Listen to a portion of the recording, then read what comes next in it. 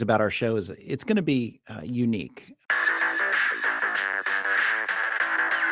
You are what you do. You can say any amount of things that you want to say, but what you do is what everybody sees. People are like, oh, I'm just going to JV it. Like, it's just JV it. Like, what the hell is that mean? I cannot tell you how excited I am to hang out with you guys today, so thank you so much. Well, then that end buyer could come back and say, well, I didn't fully understand that it was subject to. That's not a thing. Like, the SEC has thought of all of these things. They've been here since 1932. And you can do what you want with your property. Buyers have time, they have negotiating power, they have options.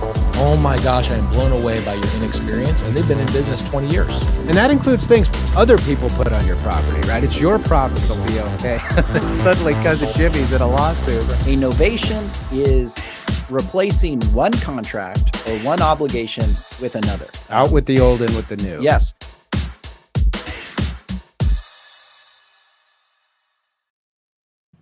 Hey, good morning, everybody. Welcome to the show. Today, our topic is how to purchase and own property subject to existing loans and not pay any taxes. I'm Andy Fowler, and I'm here with Sean St. Clair. If you're new to the show, make sure to give us a like. Subscribe to our channel. You can find us on Facebook, and you can find us on YouTube. On YouTube, we are at INREM Podcast. That is at INREM Podcast. With that, we're going to go to Sean for our legal update. Thank you, Andy. So today I want to talk about and actually give a little preview of some upcoming seminars I have later in this week dealing with the legality of subject to transaction. In fact, we're talking about SubTo tax-free today. So one of the things that I receive a lot of feedback from investors on is working with attorneys that aren't familiar with subject to transactions, aren't familiar with wrap transactions, and even working with real estate agents and trying to accomplish a subject to or a wrap transaction with real estate agents. And one of the pushbacks that they receive from both attorneys and real estate agents who aren't familiar with the transaction are, hey, it's illegal. You can't do it. It's against the law. And so I want to talk a little bit about that. Number one, there are plenty of legal authorities and even publications by the federal government, by the state, states that contemplate subject to transactions. So for example, in Arizona, we have a statute talking about agreements for sale. And in that statute, it lays out the timeframes for a forfeiture. And as you know, Andy, our forfeiture laws provide that there are certain time limits on the ability to execute and complete a forfeiture on an agreement for sale. And those time limits are based upon the amount of equity that's been paid down. Well, in that statute that addresses those time limits, it goes through and it says, well, what constitutes payment on the principal of the agreement for sale or payment on the purchase price of the agreement for sale? And it lists out, the initial payment that's made, principal payments made to the seller. And then finally, the third one is payments made to third parties who have liens against the property that remained or existed prior to the agreement for sale and remained after the execution of the agreement for sale. So our statutes in Arizona contemplate a subject to transaction, at least as to an agreement for sale. So there's no issue there. The big issue I think that people are concerned about and take issue with is the due on sale clause.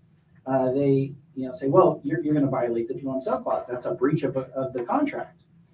And if you actually take a look at the due on sale clause, and especially if you look at the Fannie Mae Freddie Mac due on sale clause, there's other ones. FHA has their own due on sale, private lender, like credit unions and other banks that have their own portfolio loans, they're going to have their own due on sale clause. But if you look at the big one, which is the Fannie Mae Freddie Mac due on sale clause, over and over it uses the term option.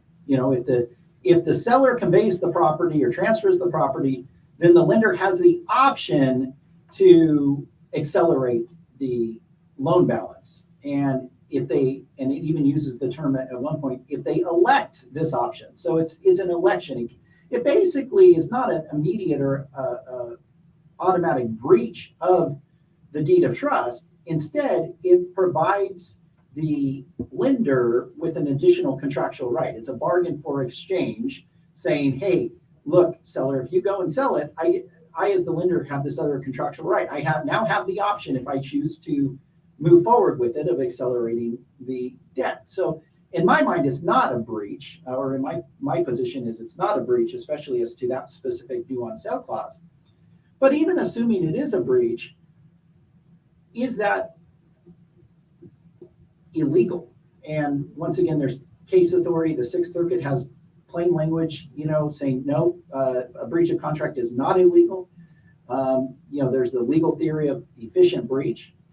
And then we also have a number of state bar opinions throughout the country that have addressed this particular issue. And a real short one that I want to read from the Virginia State Bar is an ethics opinion asking, okay, what's an attorney's duty when they're involved in a subject to transaction and preparing the paperwork for a subject to transaction? What is their duty? And it's just a little paragraph here, so I'll read it. It says, there is no duty on the part of an attorney to advise the holder of the first deed of trust, who is not his client, that a violation of the terms of the deed of trust have occurred in a subsequent closing. The attorney, however, must disclose to his client that the client's conduct is in violation of the terms of the deed of trust, and must explain the likely consequences of such violation. So when I read that, my takeaway is you can move forward as an attorney, as a professional. You can move forward with assisting a client or preparing documents for a client to either acquire or sell the property subject to.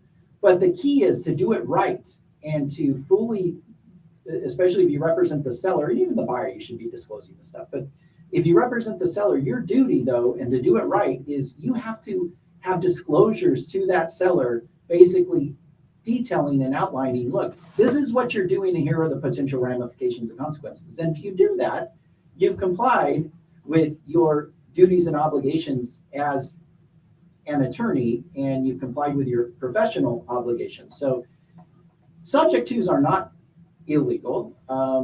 They can be done as long as the parties involved are advised of the potential consequences of the due on sale clause and what that might look like if the lender moves forward with it. Very interesting. Thank you for that. Good legal update. With that, let's talk about some of the news and legal updates that we have coming here in the very near future with INRAM. We've got our next Creative Finance Symposium. Sean, why don't you give our listeners a little idea about what we're going to be talking about at this Thursday's Creative Finance Symposium? Yeah, so the Creative Finance Symposium will be Thursday from 6 to 7 p.m. Arizona time.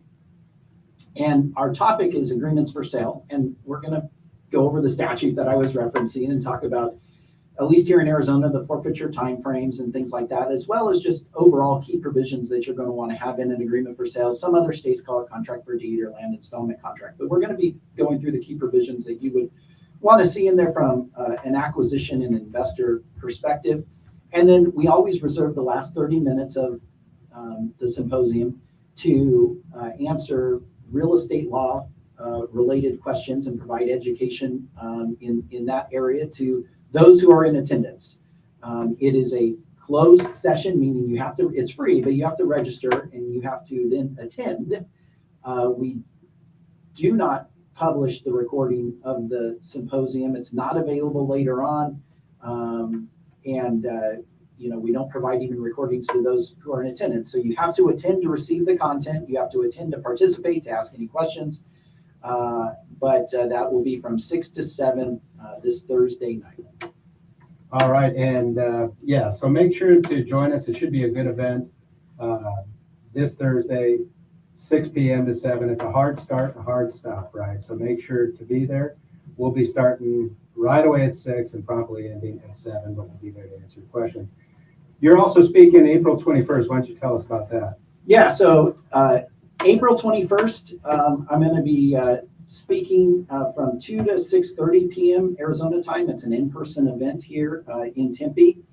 And the title is How to Legally Use Creative Finance to Double Your Business. And it's designed for real estate agents in particular to basically learn and understand the different creative finance methods. My topic will be legality of subject to transactions. And so my preview today is just a little snippet of what I'm going to be talking about. On Friday, I will be presenting along with real estate investor Pace Morby and branch manager, escrow officer Eileen Brown of American Title Service Agency, who does a high volume of subject to transactions here in Arizona. All right, very good information. All right, just a reminder for those that are watching, we also take questions, and we'll be taking questions today on the show. We try to reserve the final 15 minutes or so of the program for questions that you might have for us or for our guests. So make sure to join us for that. I'm going to turn it over to Mayu, who can give you directions on how to go about doing that. Hi, and happy Tuesday, everyone. Thank you for joining us live on the INREM podcast today. Andy's right. As you may know, Andy, Sean, and our guest today will be taking questions live on the show. If you're watching the INREM podcast, whether it's from our Facebook or YouTube pages, we are monitoring the chat for your questions so that we can take the last 10 to 15 minutes of the show to answer them. We take questions in order of priority, so don't wait. If you have a great question in mind related to today's topic, which is subject to tax-free, make sure to leave it in the chat and we'll try to get to all the questions at the end. So without further ado, let's get into our discussion today. All right, thank you, Mayu. All right, let's talk about and get into our topic. Today we're talking about doing subject to transactions or doing sub-to tax-free. And with us to discuss that topic is attorney Jeff Watson. Jeff is an attorney with the Jeffrey F. Watson Law Firm, Ltd. Jeff Watson's website, you can find it here on the screen at watsoninvested.com. That's watsoninvested.com. And we really appreciate Jeff being here. Jeff, thanks so much for joining the show. It's my pleasure to be here. I'm enjoying this. And just, I love hearing other good lawyers explain why common thought is wrong. The detailed discussion about why subject to is not illegal, I really enjoyed it. And I'll just share with you, I had an epiphany a little over a year ago. I'd been watching this market and I knew subject to was a thing and I was really concerned about it. Dug into some tax court cases with my good friend John Heyer. And John and I were looking at what the United States tax court was saying about subject to. And they just see it as a normal business transaction. And I'm like, if the federal tax court's good with it, I'm really good with it. Let's go, baby. Yeah, exactly. Well, Jeff, tell our audience a little bit about yourself. Give us an intro, a couple sentence introduction about yourself and what your industry and area of expertise is. So, thank you. I'm a lawyer, licensed practice in the state of Ohio. I've been doing it now for 32 years. Still trying to figure out how to do it right because practice makes perfect, and I'm still practicing. Right now, today, a lot of my practice is focused on real estate transactions and self-directed IRA transactions. Those are the big things for me. I do some other stuff, but not nearly to the degree. I also am involved pretty extensively in political advocacy at the national level in Washington, D.C., and we might talk about that a little bit later today. We might not. But it's something that has to be done. And I've been doing it now for 10 years. And I bring to the table in my transactions the mindset of how do we do this deal so it's done correctly, done right, and it will not create a train wreck for someone to politicize or publicize to advance for an argument for more regulation, more control, and less property rights, less freedom. And so that's an underlying principle of what I use in how I do this stuff. And I've done things like I've spent all day on Capitol Hill with members of Congress on multiple occasions. I've spent time at CFPB arguing for the validity of land installment contracts, agreements for deed, bond for deed, whatever you call it in your particular state. That was an interesting day. I was clearly in the minority, but we prevailed. We did okay there. I've done a lot of other stuff regarding legislation and lobbying work there, but my passion, my real big passion, is showing real estate investors that there are ways to structure deals to where they win, the other party wins, and the IRS, well, it just doesn't go so well for the IRS. They don't make as much as they could otherwise make in taxes. That's one of my biggest passions.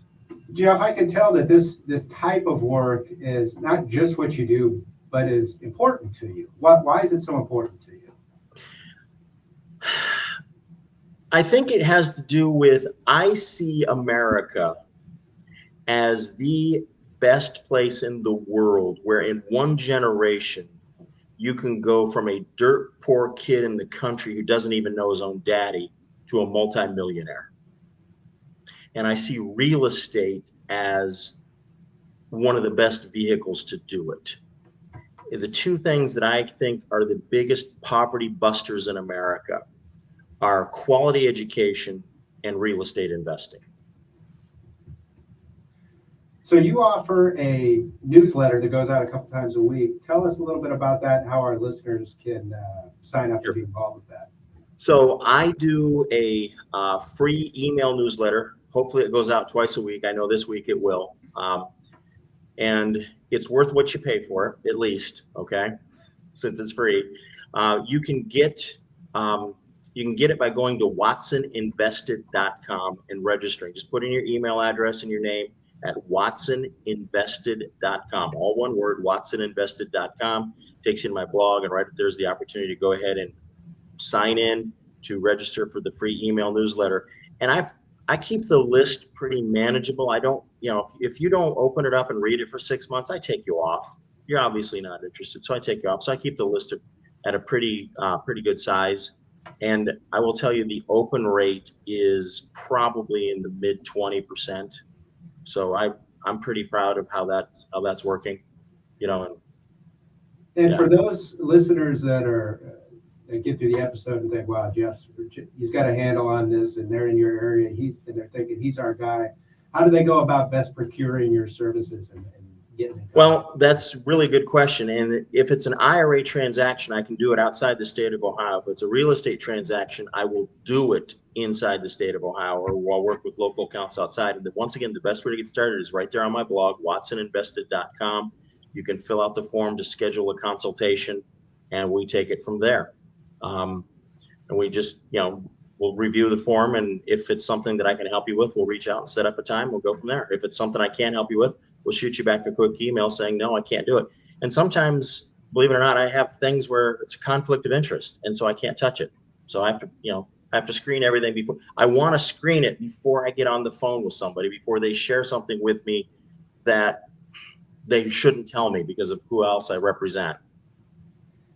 So before we get into and dive into our subject today, do you have any nuggets of wisdom for our listeners today from a seasoned lawyer and investor?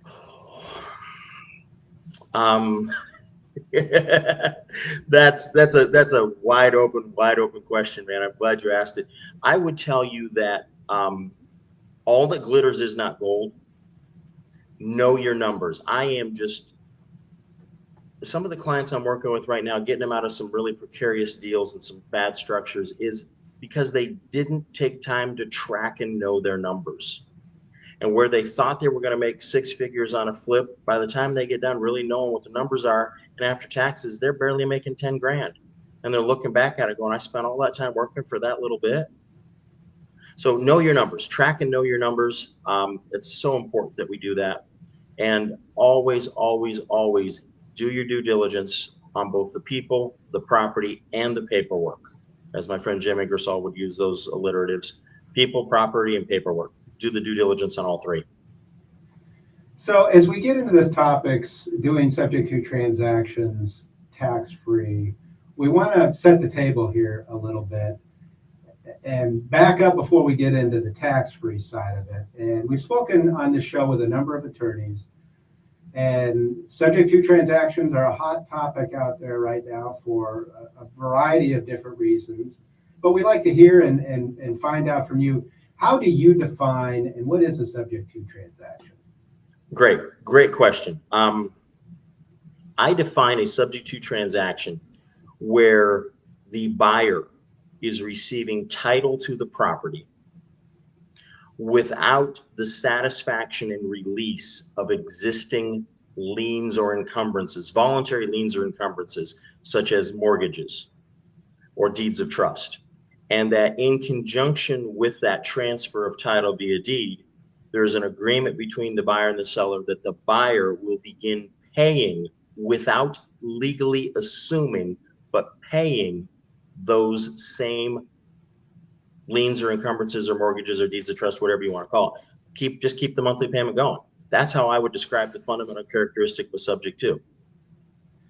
And just kind of a follow-up to that same line of questioning, how do you like to structure, or do you have a preferred method of structuring a subject to transaction? Oh, I do. I have a cookie cutter method.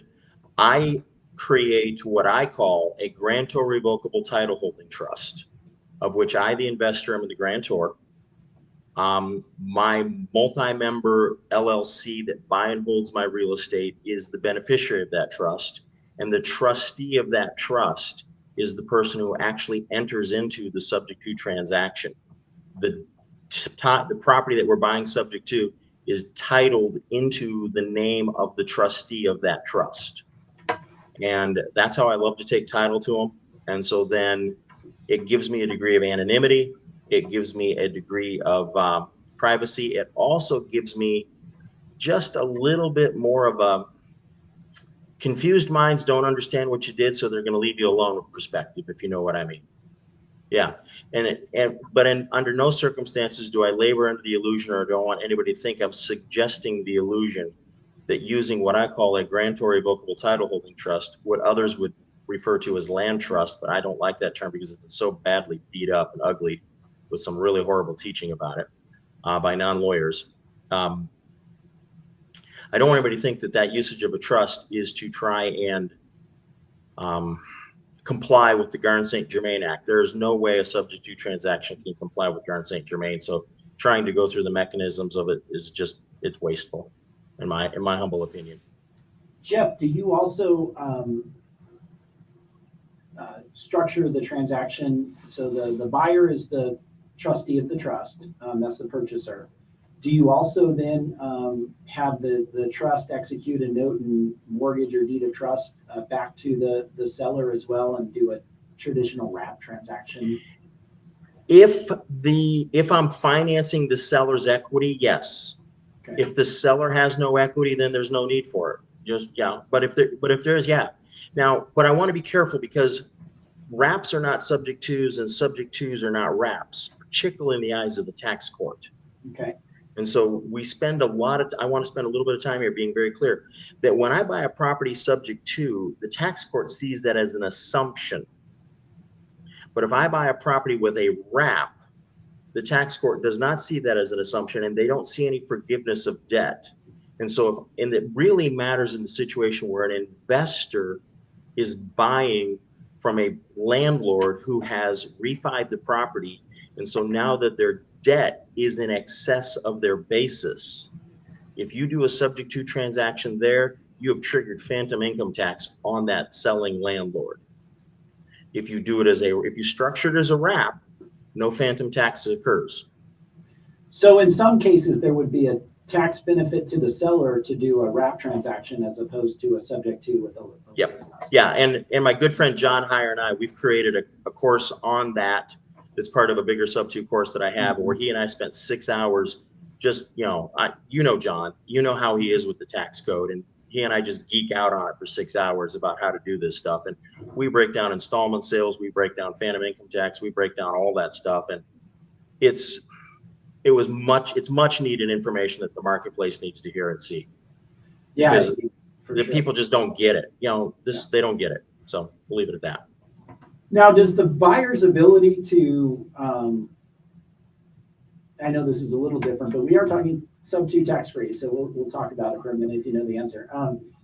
If you purchase using the land trust with no corresponding note and deed of trust as opposed to the wrap transaction,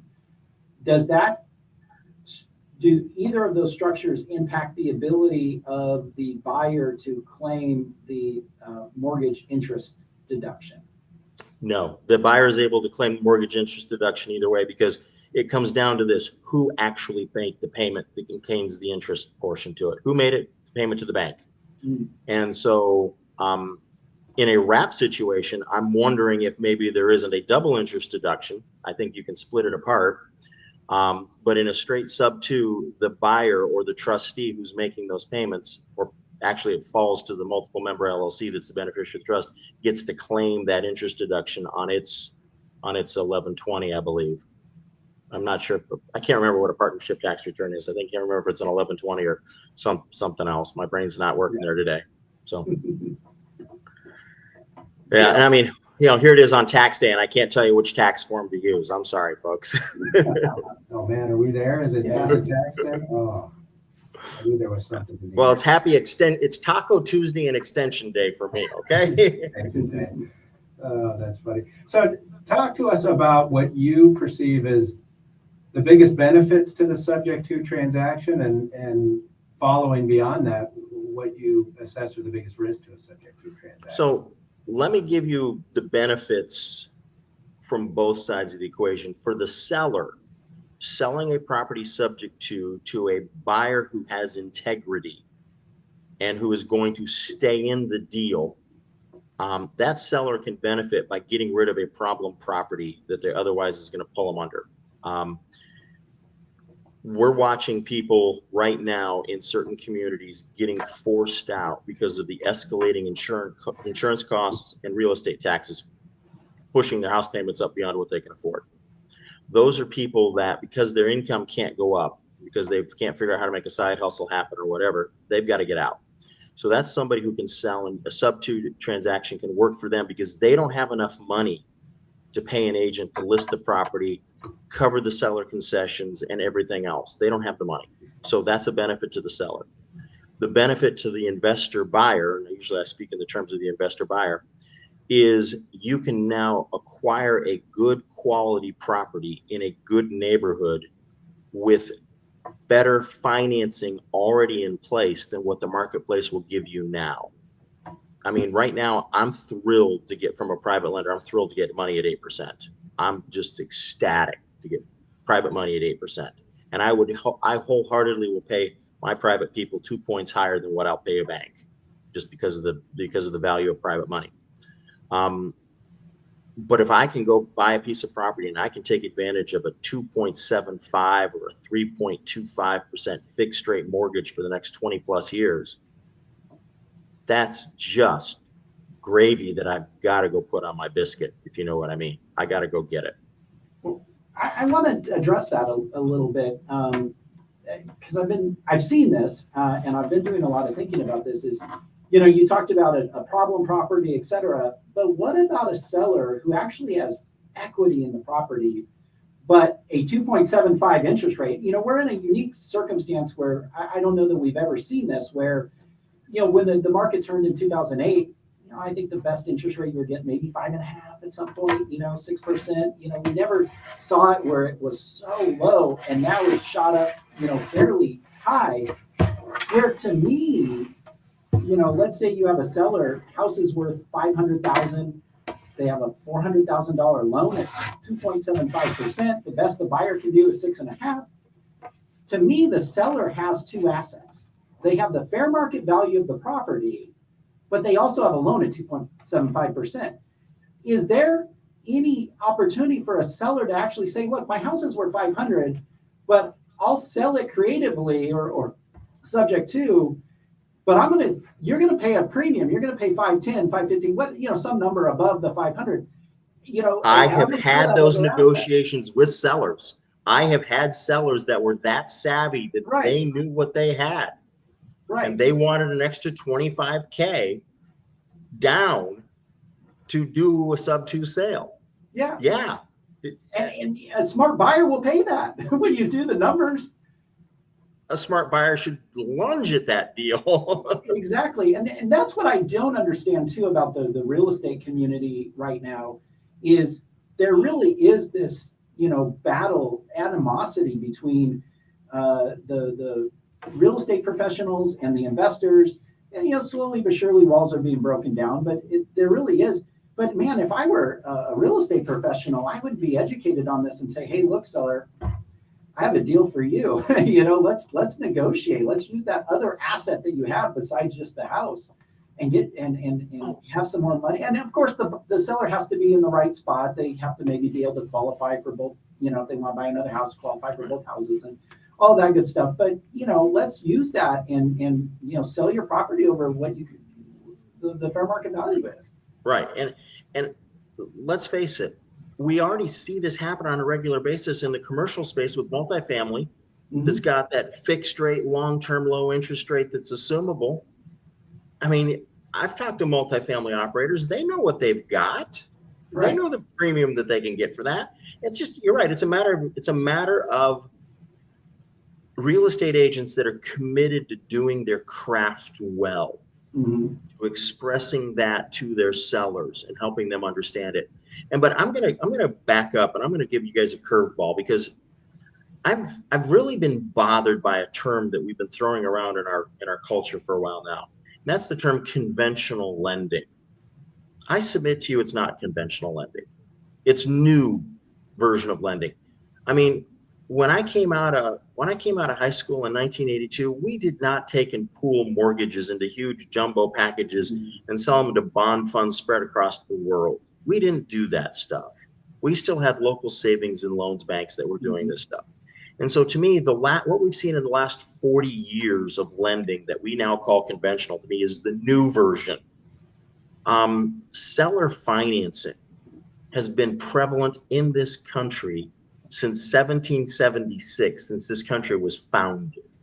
And let's just not forget that. But, you know, the big institutions that profit off the fees and the churn and all that other stuff, they want us to think that what they do is the conventional way of doing it. And I'm like, not so. Right. No, I'm with you. Yeah, it's definitely different than, say, even 20, 30 years ago. So. Oh, it is. It's radically different. It's radically different. I mean, the S&L crisis was a triggering event. And, you know, we could talk about what triggered the S&L crisis, but, you know, my attitude is when you change the tax code that dramatically, it's going to have all sorts of ripple effects a la 1986. But anyhow, yeah. So, Jeff, we've been talking about the subject to seller financing, creative financing side of this. Let's flip now to the taxation side of this and do a little bit more table setting. But why don't you explain to our listeners the typical types of taxes that a real estate investor should expect to come face to face with? Sure. So the typical real estate investment transaction is going to result in taxation on one of four or more, up to four different areas of income. You're going to have taxation on rental income. You can have taxation on interest income. You can have taxation on short-term capital gains or ordinary income. And you can have taxation on long-term capital gains. And yes, I lumped ordinary income and short-term gains in the same category, and I probably shouldn't have. But, you know, an assignment fee is ordinary income. You own a house for a year and a half and you sell it and you make a gain, that's a long-term capital gain. You rent a property out after expenses, after depreciation, after all the other stuff. If you got anything left, it's subject to income tax. It's the net income, net rent. You lend money out, you get interest payments back on it. That's being taxed as well. So the idea that we look at is there a way to minimize the taxation on real estate deals? We're always looking for ways to minimize the taxation. So it was just, so it comes to my mind. And then, so I've been playing with the subject to space and looking at it. And I mean, I remember, it was several months ago, I was in the office and I picked up a file and I looked at a SubTo deal I did 20 years ago.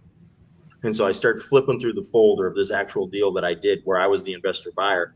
And I looked at the paperwork, I looked at how I set up the deal, I looked at how I ran it. And I go, man, so much I'd change now. So many things I'd do differently, better. So, but anyhow, then Secure 2.0 passed the House and the Senate. It got signed into law by President Biden.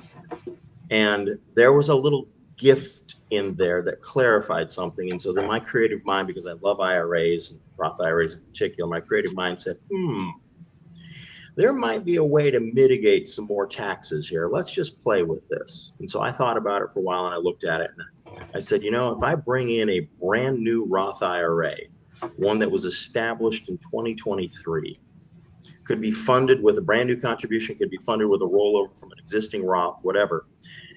But if it's a Roth that's clearly opened and established in 2023, so it clearly fits under Secure 2.0, and I go do an aggressive deal with it and it blows up, it by federal law cannot affect anything else I own in any other IRA. And so I'm like, okay, we're going to have some little prodigy IRAs. We're going to start doing some really push the limit stuff. You know, leave the mothership alone, leave it safe and protected. We're going to move a little bit over into some of these other accounts, and we're going to start doing some pretty cutting edge stuff. So I've been showing people how to take a Roth IRA that you form in 2023, you fund it correctly, either with a new contribution, money moved in from somewhere else, however you want to do it, and then go do a SubTo deal with that Roth IRA. And you can minimize those taxes, but you open yourself up to just one other tax, but you can play that game as well. So, yeah, if I can get rid of 4 or 5 potential taxes and get down to where I have one and I got a chance to play games with that one, I'm a happier guy, if you know what I mean. Yeah, so there's a lot to unpack there, I think. Yes, there is. Yes, there is. Why don't we start with, because what, you know, the listeners hearing, what I'm hearing, what we're all hearing is less taxes. That sounds great. Let's do it. So, well, not only less taxes, but money that will continue to grow tax-free in the future and get pulled out and spent tax-free at some point in time in either my life or my beneficiary's lifetime. And if that doesn't get you excited, then I'm going to check to see if you got a pulse. okay, so let's go ahead and unpack this. I think we've got at least 6 hours to go, so we should be able to fully flesh this out right now. Okay. So where do we start? I'm an investor. I've come to you. I've heard the show, and this sounds awesome. Where do I need to begin? Because it sounds like my old IRA is not, or my old self-directed IRA is not going to work. Is that right? So I'm going to start with this because I want to be very clear that this concept is a very, very advanced concept. We're taking 2 very powerful structures and we're putting them together. So I'm going to start out by saying that if you have not already done a subject to transaction, don't do your first one with a Roth IRA. Get a couple under your belt where you can see how they flow and you don't have to worry about all the IRA rules. The second thing I'm going to tell you is if you've never done a deal with a self-directed retirement account, excuse me, you better go do something with it, okay? So you can get familiar with how your custodian or administrator operates and processes and so on. But once you get those 2 things done, and you've got a degree of comfort and you've got a degree of skill, this isn't your first rodeo, you're not fresh out of a seminar, you've done a few deals, you've made a few loans, you've bought and sold a few houses, you're familiar with the verbiage, the vocabulary, the mechanisms, then we can get after this. And so the first thing I would tell you is, once we hit all those criteria, then we want to open up a brand new Roth IRA. Because Secure Act 2.0 was very clear that it applies on accounts opened in 23 and beyond. Okay, so I want to grab that because I don't want there to be any dispute that this aggressive deal I did, if it ever gets audited, if it ever gets questioned, doesn't contaminate the hundreds of thousands of dollars I may have somewhere else in another IRA. So I want to do it with just a brand new IRA. Then I'm going to move money to that brand new IRA account. And then I have to make the decision of, am I going to do it in the IRA or am I going to take the extra step of creating an IRA owned LLC? If you plan on doing this more than once, I would say take the extra step, set up the IRA owned LLC. And oh, by the way, if you are setting up an IRA owned LLC, you can set it up to where that LLC is owned by more than one IRA, more than one of your IRAs, more than one family member's IRAs, etc. And so that answers one of the questions that was that been sent in earlier. Yes, you can do it, but don't do it alone. Make sure you're working with good, competent counsel to do that, because there's things you need to be aware of. There's some special rules you've got to be aware of. Then once you've got that IRA set up, and you've maybe gone to the step of setting up the IRA owned LLC, Then it's start looking for a good SubTo deal. Look for a good SubTo deal. I mean, my marketing campaign is so simple. It's so basic. It is reputation and relationship only marketing campaign. I don't do any marketing, no postcards, no SMS, no mail, nothing, no pay-per-click, nothing. I just have deals come to me because people know I can fix deals, I can solve them. So I'll have deals come to me. I had a deal come to me about 6 weeks ago. We closed on it last week. We bought 3 houses SubTo, smooth piece of cake deal. So look for the right deal. And you want to look for a deal, in my humble opinion, that you're going to do one of two things with. You're going to hold it long-term as a cash flow producing rental property, or you're going to buy it, improve it, and sell it to a non-bankable but strong down payment buyer. We'll exit out one of those two ways so that the capital gains flows back into the IRA, so that the rent flows back into the IRA, so that the interest income flows back into the IRA, depending on which way you go. And then at some point in time, you're going to get it amortized down well enough that you may choose to sell the property and drop all that money tax-free right into your IRA. Yes, you're going to have to worry about UBIT, but it's so fact-specific, number-specific. I don't want to get lost in the weeds of UBIT today. But that's the way I see these deals happening. That's the way I've been coaching people to do them. Jeff, so there's obviously contribution limits to Roth IRAs. Yes, per year. but there's not rollover in conversion limits. Correct, yes. So, we have on here on our sheet, where do we start? In my view, you start young. Start investing now, right? Yes. Yes. Your IRA, because you have to have that level of capital in there, and you have limits, and so you have to build it up in order to be aggressive and do your method of this type of transaction. And there's also other little things you can do. If you don't have money to roll over from another IRA, if you don't have money to convert from another IRA or orphan 401k, there's still another strategy out there. And that is your IRA can borrow on a non-recourse basis. Bring in a private lender on the deal to get you that extra bump of capital that you need. Bring that in, and look at if the property will cash flow and support that. Bring that person in, give them a second position lien, and let them get fed off the cash flow. Maybe they'll even come in on a profit participation basis, and go from there. Yeah, it seems like the subject to industry might give a lot of investors that wanted to get into real estate and otherwise thought that they couldn't because of the price point, a new access into the industry, because if they're basically by another name but taking over an old loan, really they're only worried about what they're bringing to the table on the day of closing, right? Which is significantly less than the entire purchase price. So I would imagine that opens this up to a lot more investors. So it opens it up to a lot more investing because it requires a different form of capital to do this. Instead of dollars and cents, it requires intelligence and relationships. And I'm sorry, anybody's out there, anybody can get out there and get the intelligence, get the information, learn it. Anybody can work to build some of those relationships.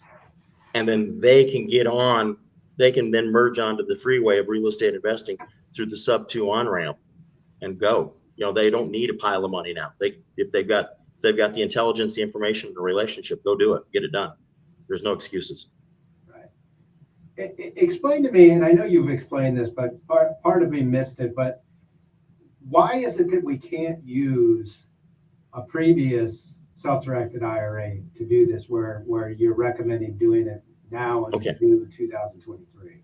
So I didn't say you can't use it, but I'm glad you're getting me to clarify that. I don't recommend that you do, because I want to take advantage of some specific language enacted in the Secure 2.0 bill that passed Congress last December, where it specifically says that for tax qualified accounts, IRAs, particularly Roth IRAs, established in 2023 and beyond, if a prohibited transaction occurs in that account, the penalty is limited to that account.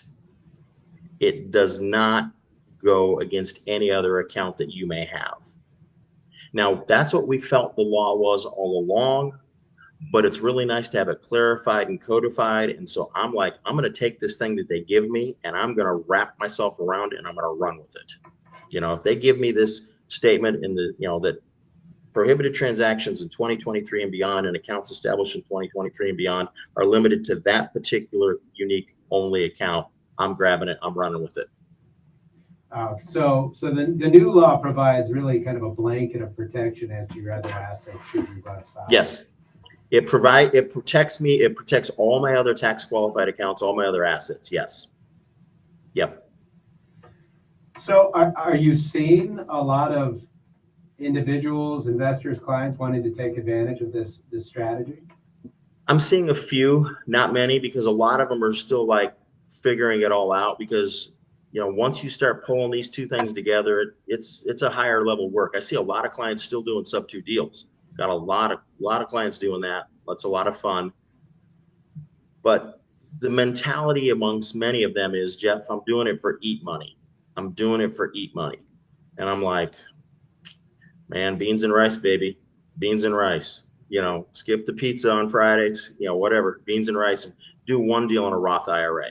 If you're doing 4 or 5 deals, do one in a Roth. You can live off the remainder, you know. Now you mentioned that you recommend that an investor play with this a little bit before they dive in on this. And how long does it take to, if I'm coming to this new and I want to get into this and I'm going to need to create a self-directed IRA, or maybe I've got one, but I want to take advantage of all the protections you've talked about. I mean, how much time realistically should I expect this to take? That's a really good question. You can establish a brand new IRA account with many of the custodians that you and I both know that allow you self-direction. You can get that account established and funded in 7 days or less. That's not a time barrier. The process of then establishing the IRA owned LLC, if you're going to go that route, that might take a few more weeks to find a quality attorney that can draft the operating agreement, make sure the tax ID number is correctly assigned, make sure all the wording and titling is correctly done. That could take a little bit longer. But the biggest challenge is I don't want somebody doing their first SubTo deal in an IRA. I want somebody to be doing their 3rd, their 4th, their 5th SubTo deal in an IRA, because I want them to be really comfortable with the mechanics of what's involved, so that they don't do a blatant prohibited transaction by performing obvious services or, you know, benefit to the account by doing it. Okay, that's my biggest warning. Yeah, that makes a lot of sense. I think we have some questions from our listeners. Maya, you want to turn it over to you and let us go ahead and give it to us. Yep, and now it's time for our favorite part of the show, is when you ask your questions and we get to answer them. So I'm going to go in order of priority. I'm going to display it on the screen so that you guys can see the question, and then I'll turn it over to you so you can answer. So our first question here from one of our audience on Facebook: can you create an SD IRA LLC with checkbook control and then have multiple IRA funds combined to have more to invest in real estate? The answer to the question is yes, you can. Consult with an attorney on establishing the correct type of LLC with the correct operating agreement, so that you know that you can only fund it one time and one time only. But yes, you can do that. Great. Now we'll move on to our next question. This one is from Raif, watching us from YouTube. Sorry if I mispronounced that. What are the best exit strategies in 2023 in case the bank demands the whole mortgage payment? Worst case, what could be done? Sell, refinance, negotiate with the bank, legal challenge? Okay, so everybody's afraid of the boogeyman, even though the boogeyman rarely ever shows up. But the best exit strategies that I've seen are refinance with a private lender, sell it if you need to, deed it back if you absolutely have to, and if that'll make the bank be happy, you deed it back and then just restructure the deal as a lease with option to buy, master lease with option to buy. Negotiating with the bank is probably going to be a waste of time where you're going to be beating your head on a concrete wall, so don't do it.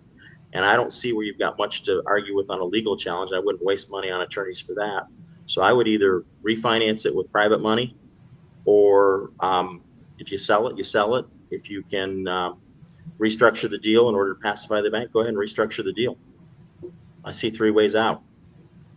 Yeah. Wow, you're knocking these questions out. Maybe you can answer this next one, Jeff. And this is the last question we have, which is, can an IRA-owned LLC be owned by an SEP IRA to get higher contributions? Yes. However, unless your custodian is on the cutting edge, your SEP is a traditional IRA.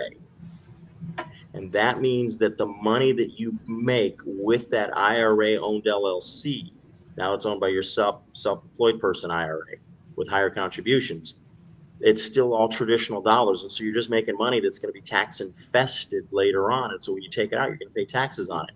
So I would tell you to look at taking and rolling that SEP into a Roth if possible, or establishing a Roth SEP LLC, which Secure 2.0 finally allowed us to do. And the custodians are still trying to figure out how to do all that. But that's what I would tell you to look at. All right, good questions. Thank you. And I got to tell you, Andy, Sean, those are high-level questions. Those are not questions from somebody going, what's a deed and how do you invest in real estate? Those are people who know what they're asking. Kudos to them and your audience. Yeah. Yeah, they're high level folks. They keep us accountable. Yeah. We're gonna have to make sure to bring our A game every week. So, Jeff, tell us what else you have going on. You have anything new going on in Washington, D.C.? I do. Today, I wired a $10,000 retainer to a law firm in D.C. for forming my own political action committee. Oh, wow. Real Estate Note Investors United. I am taking on this foolish notion of a renter's bill of rights and this fascist concept called rent control. Fascism, as defined in the textbooks, show us that when private people who own the asset are told by government authorities what they can do with it, when they can do with it, and how they can do with it, at what price points, that's fascism. That's rent control. And so I am taking that on head on. We've had some great early success. I can tell your listeners that there will be no funding coming out of the House Appropriations Committee for anything that President Biden wants to do with his Renters' Bill of Rights. We have successfully built a bipartisan coalition of senior ranking members of that committee to put a squash on any dollars going that way.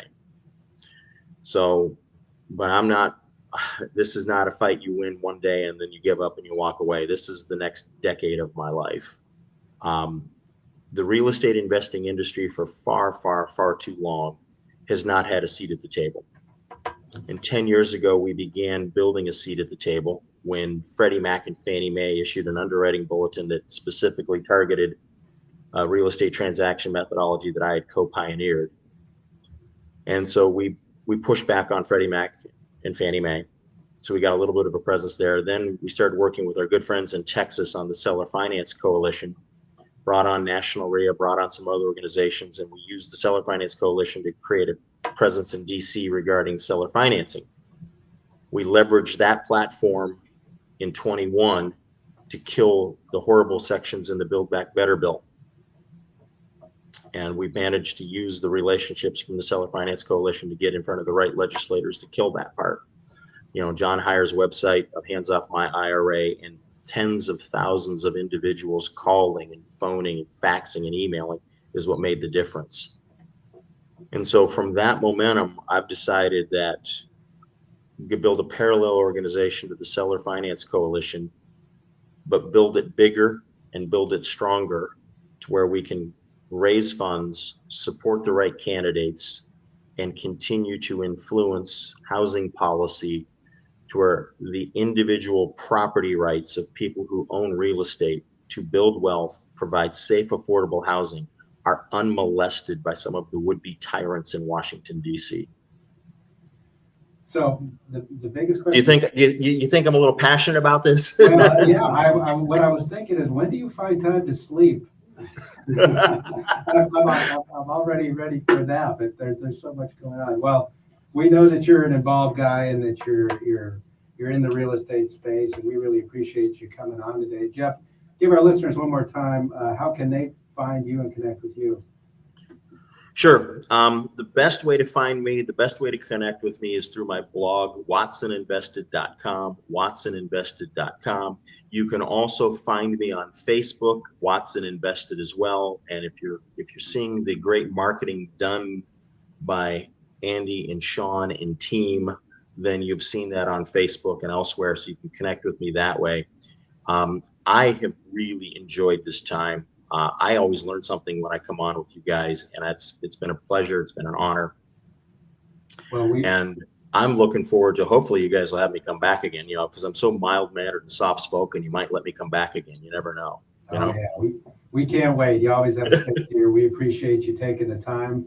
Love having you, and look forward to the next time. All right. Peace. Jeff. We'll talk to you soon. Thanks so much.